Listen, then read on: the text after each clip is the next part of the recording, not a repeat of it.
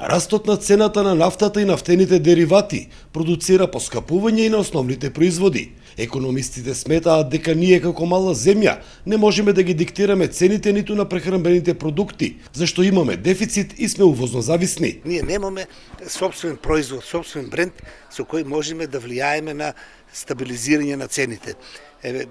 Сведоци сме дека и основните градинарски производи се од увоз. Немаме наше производство кое може да ги задоволи потребите на домашниот пазар, а од друга страна па дел од нашето производство се извезува, така да директно сме зависни од движењето на цените на светскиот пазар на сите производи, не само на нафтените деривати, туку и на оние суровини кои што ние ги или репроматеријали кои што ги увезуваме и кои влегуваат при производството на одредени производи во нашето стопанство. Ивановски додаде дека цените ќе растат и во иднина, без разлика на заложбите на државата за нивна стабилизација. Не можеме само со намалување на трговската маржа да ги намалиме цените.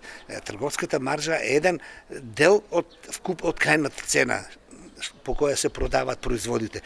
Покрај трговската маржа имаме и цена на производството, цена на чинење која е висока бидејќи имаме ниска продуктивност, имаме превработеност, имаме преголеми зафаќања од државата, од компаниите, од стопанството, така да сето тоа влијае и на крајната цена. За растот на цените и осиромашувањето на граѓаните влијае и тоа што економијата не ни е поставена на здрава основа. Секој гледа вината да ја префрли на друг.